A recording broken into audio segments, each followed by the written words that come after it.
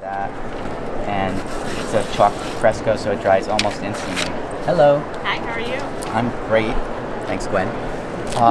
So I need to get something interesting on here, so I'm going to start with just a few inks, and I'm going to put some color on over this.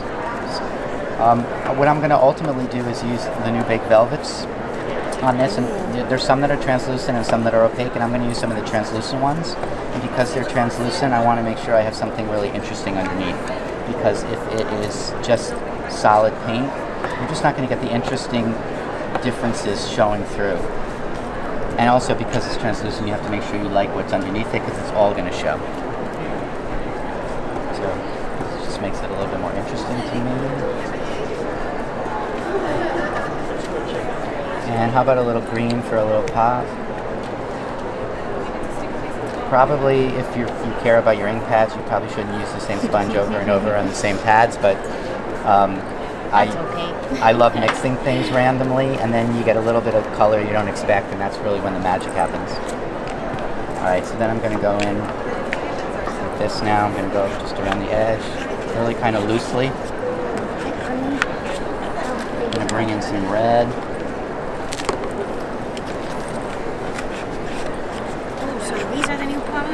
Yep, those are the Mediterranean kit. You get to see it. And then these brights here it's the other kit. All right, let's see. So we go in at the edges. It's interesting.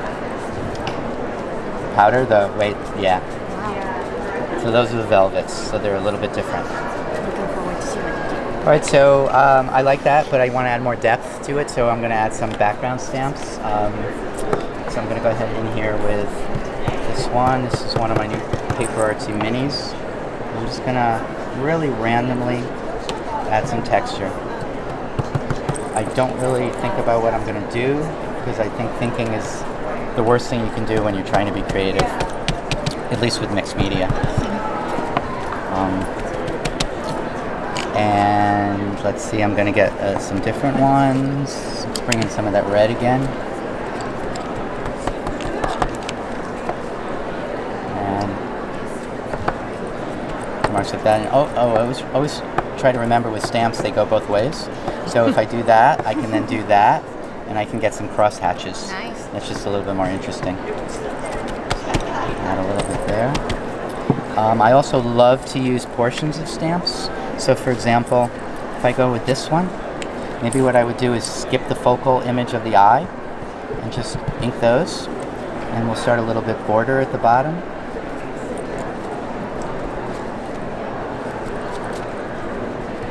It's just an interesting way to use your stamps a little differently, and you kind of make them your own. Let's do a little bit of that. Similarly, one of my favorite new stamps is hiding. Naturally, because we're on camera. Here it is, hiding right in front of me. I'm going to go ahead, I'm going to go with the green.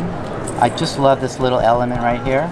I'll show it to you clearly. It's just that little bit right there. And I love to go in and add that on the border. When I use these stamps this way, I don't necessarily want anyone to even know which stamps I'm using. It's just about getting the background much more interesting. And again, I would do this anyway, but particularly for the translucent embossing powder, you want to make sure that your background has a lot of detail. Alright, so I'm now going to go and say I need a focal point, because you can't do anything without a focal point. So I'm going to create a focal point several different ways. I'm going to go ahead and use the hand. Yeah, I think of these are the minis from PaperArtsy that just came out. I think this one's my favorite. Don't tell the other ones. And I left an area here that's maybe a little less interesting. There's no detail, so I'm going to think about using that as where I place the hand. I don't have an acrylic block, so one trick is you can just use the back of an ink pad. And in fact, you'll see when I pull the stamp up high, the ink pad will stick to it, because you don't even need an acrylic block. You can just use that. So I got that hand there. And then I'm a big believer in repetition in art. I think that's just really interesting. So I'm going to go ahead and I'm going to do the hand again. And I love also going off the edge of the page and just using a partial stamp. And I'm going to do one more because 3 is such a magical number in art. Do it there. And as you can see, I'm not really, I'm thinking a little bit, but I'm not overthinking it. And then I'm going to go in with the red, and I'm going to use this whole stamp now, this time, and add more interest and detail to it that way. I think I'll do it this way, which is in my mind upside down, and add that, and then let's add another one right there, coming down even further, and then just right there for fun. So that's what it looks like now. And now I'm going to do the fun part. I'm going to do some embossing. So I'm going to use the baked velvets, and what I've been asking people who are watching what shades they want me to use. So we can either stay with these sort of cool blue tones and green tones and use the Mediterranean kit, or we can go to the. But you're getting this piece, so you vote for that. All right, so. You're getting it, you're lucky. So what I'm going to do is start by taking it's a Versamark pad. Any embossing pad will work, and I'm going to cover the entire surface. What I am going to attempt to create is what I call a faux encaustic technique. So it mimics what you would do with encaustics. Then I'm going to turn this over because I have a lot of powder here, and if I pour the powder now on it, it's just going to stick to it. And I only want it to stick to that. So I'm going to start with. Do you want to pick? Or you want me to pick? Which shade should I start with? The lime? Okay, so this is the lightest. When I work with pieces like this, I basically start with one line across the top. And I do this because I just find this technique magical. And then I'm going to just tip it. And it's just going to cover the whole thing. So it's quite easy, and I just think it's kind of fun. And then I'm going to make sure I get the excess in. Now, one of the things about these powders, the baked velvets, translucents, is that it takes a little while to get used to how they work. They work like translucent paint colors, and you have to be aware that whatever's underneath determines how the final piece looks. So if I have something really, really dark, like a black background, and I put this lime on it, all you would see was a wax coating, because just like a light translucent paint, it disappears. So that's part of the reason why you want variability. And if you're new to this, start with light backgrounds. They will just work more easily. So we're going to start with the lime, and you can see how sort of subtle it is because it's light.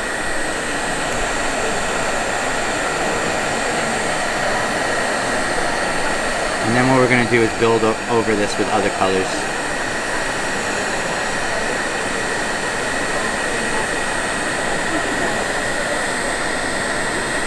I don't know about you guys, but I could watch embossing powders melt for hours, and I do. It's a very powerful ritual. Very what? It goes very quickly. Yes, it goes very quickly. The Emerald Creek embossing powders tend to melt faster. In this particular heat gun, it's a Wagner. The Wagner brand has a little bit more power and heat, and so it does go faster. And anyone who's embossed knows that sometimes you can stand there and watch, and it just never seems to go anywhere. So I look at that, and because that powder was so light, to me it's certainly not where I want it to end up. So I could do one of many things. The first thing I'm going to do is just stop the heat, and I'm going to cool it off. But you can see it has this sort of waxy look to it, almost like a faux encaustic. I can see I didn't even melt that at all. There we go. If it's not clear, it probably means it's not melted, but you should be able to see through it quite clearly. Okay, so I'm going to let it cool, and I'm going to go in with a whole nother layer first, and then do some fun things after. So, anybody have questions? No? Okay. Okay. So, don't do this at home. Yeah. Touch it when it's too hot. There it goes. So I'm going to do the entire surface again. I'm going to do it a little bit differently this time. Okay. I'm again going to move this piece of paper, otherwise all my excess is going to stick. And I'm going to take some of these other shades in the Mediterranean, and I'm going to do a little bit of random pouring.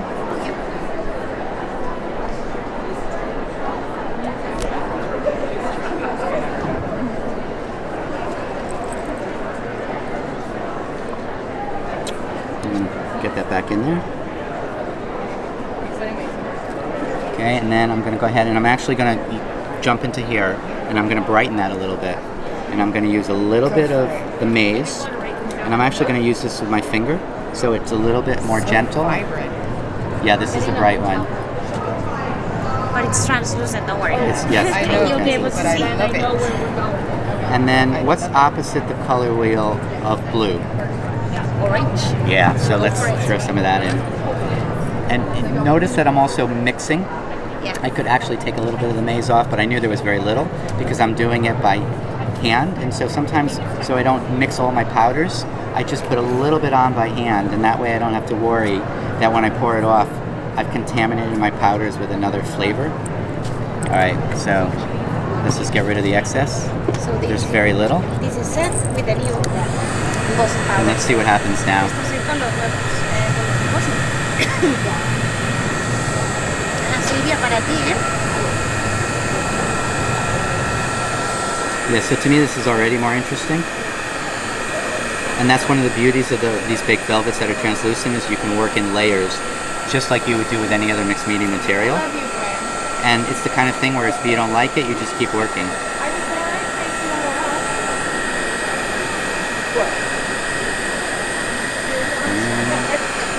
We're getting a good melt on now.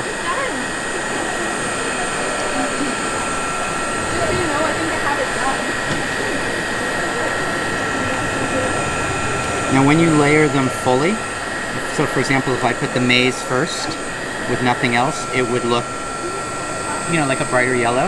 If I put the crimson underneath and then add that, it completely shifts it. So depending upon how you layer them, you get completely different effects. And I really like that you don't just get one color, you get multiple colors. And then the other thing to be aware of, as I said earlier, is that whatever's underneath is going to determine how it looks. Alright, so when I see that, I feel like it still needs to be brightened up. So I am going to go to use some Taos Sunset, which is a baked texture. It's a new one. It's got some gorgeous coloration in it. Yep. And I'm also going to go to my old powders from last year, and I'm going to use some patina oxide. And then I'm going to add some accents. So I'm going to reheat the surface. So that's the new Taos? The Taos? Oh, Taos Sunset, yeah. You want to see how it looks?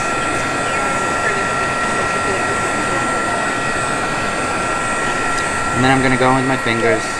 Going to move the heat gun so it doesn't blow it away, and I'm going to drizzle.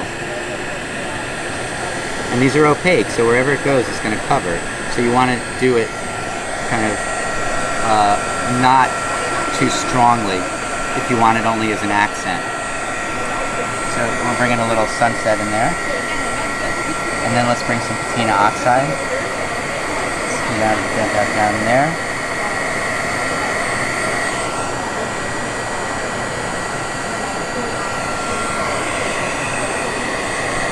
And that's going to bring in some different shades. Not much contrast because it's similar to the coloration underneath. Let's add a little bit more up here.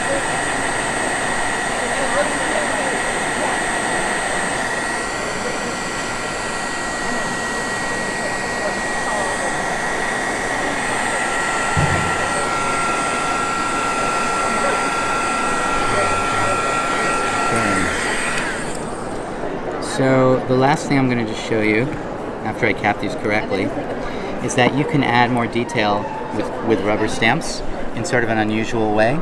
So for example, if I take this rubber stamp here, and if I had black ink, I just don't have it, I would use that because it would show up really well.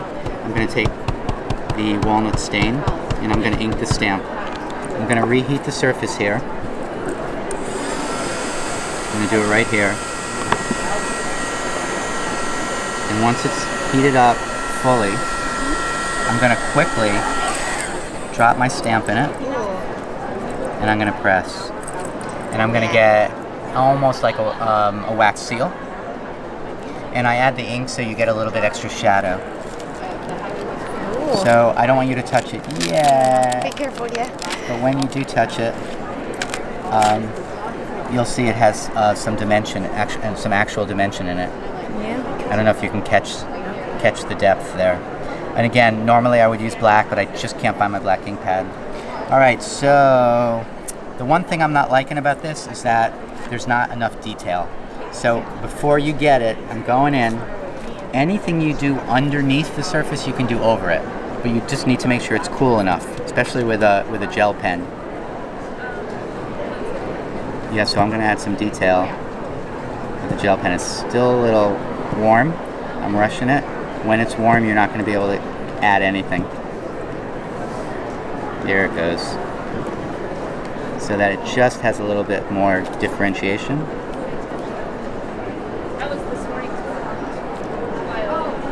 Just make sure everybody knows there's a hand there. And then I'm going to bleed it out a little bit so it's more of a shadow. Is it dries permanent, that gel pen? Yes, this will be permanent when it dries.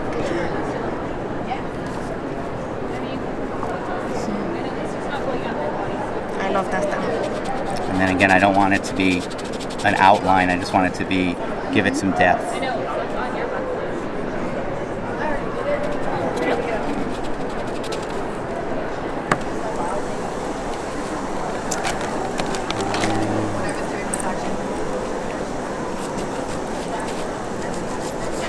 Like a crayon? This is a Stabilo All pencil.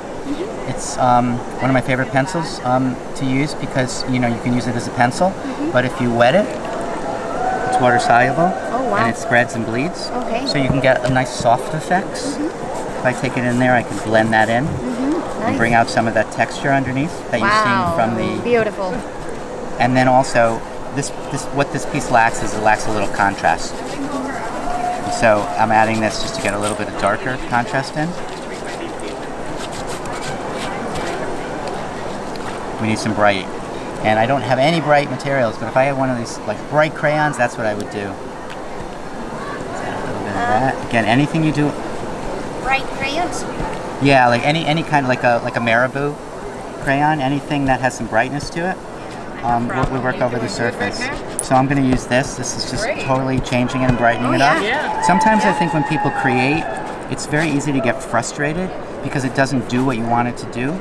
And then people begin to get very distressed and feel like, yes, and then there's no creativity at all. So if you always just look at your pieces as works in progress, and until you're done with them, they don't have to look good. Once they're done, you want them to look good.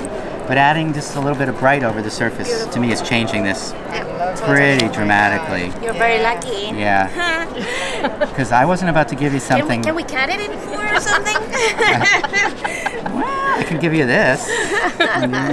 That's really creating without thinking. And let's add some brightness around the edge like that. Yeah. Wow. Yeah. Beautiful. And then this is blendable for a bit. So I'm just going to add a little bit more brightness and then we'll call it finished. Yeah. 1,000 times better. So that's the finished piece. Wow. So beautiful. Thank you guys for watching. Love it. It's gorgeous. Thank you. Let me just get a picture before it Very goes nice. away. Very nice. Thank you so much, Seth. Thank you guys.